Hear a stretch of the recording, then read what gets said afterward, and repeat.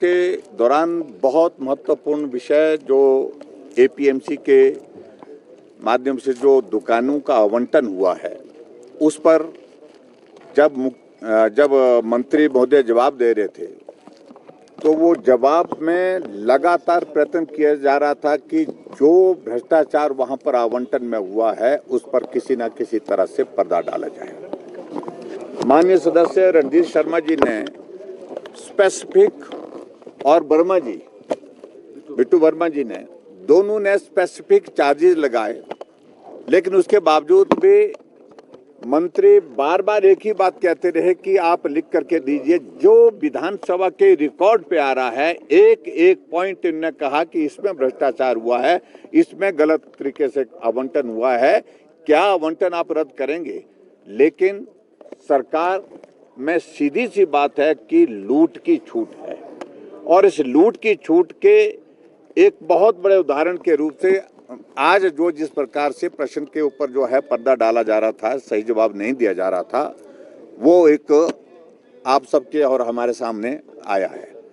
एक नहीं अनेकों घटनाएं, लेकिन पर्टिकुलरली अब तो हालात ऐसे है कि किसान बागवान को भी नहीं छोड़ा गया है लूट से।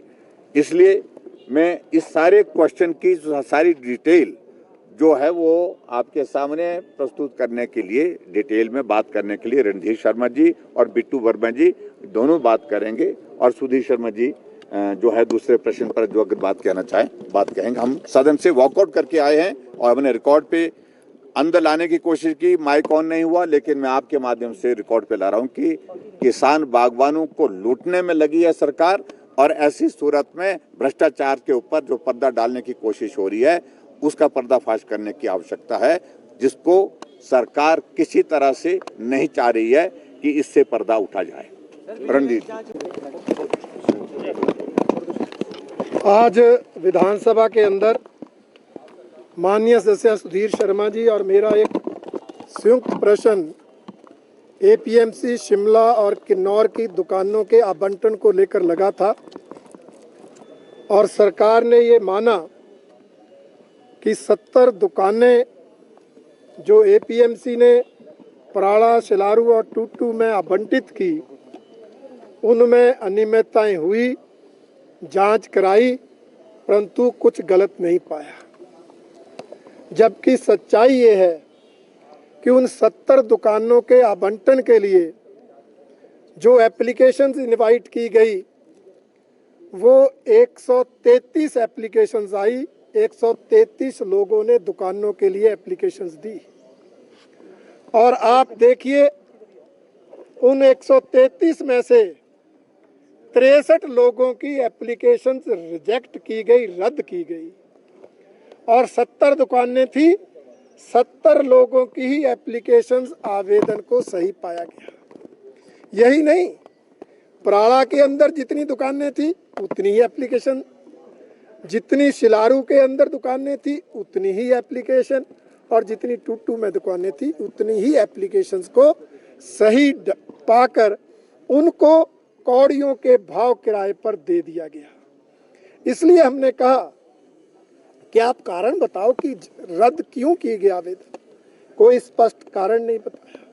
हमने कहा जब आपने वहां से अधिकारी बदल दिए तो इसका मतलब गड़बड़ तो हुई है, और गड़बड़ हुई है तो 70 दुकानों के आवंटन को रद्द किया जाए।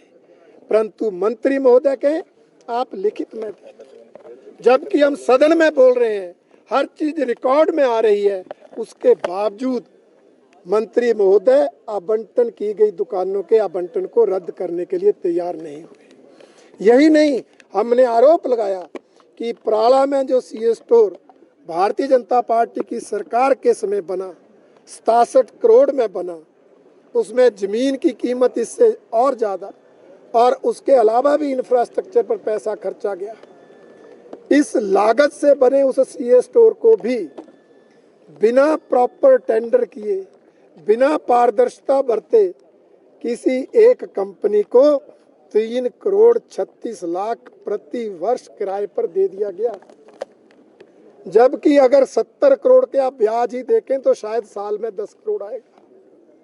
ये कौड़ियों के भाव वो सीए स्टोर दे दिया गया जो इसलिए बनाया गया था कि प्रदेश के किसानों बागवानों को दिया जाएगा। यही नहीं, इससे पहले भी मार्केटिंग बोर्ड में 7 मंडियों के डिजिटाइजेशन के लिए जो लगभग 7 करोड़ के अंदर से आया था, उसके आवंटन के लिए टेंडर लिए गए थे और मार्केटिंग बोर्ड ने ही एक कमेटी बनाई थी उन टेंडर जो कंपनियां थी उनकी टेक्निकलिटीज को देखने के लिए।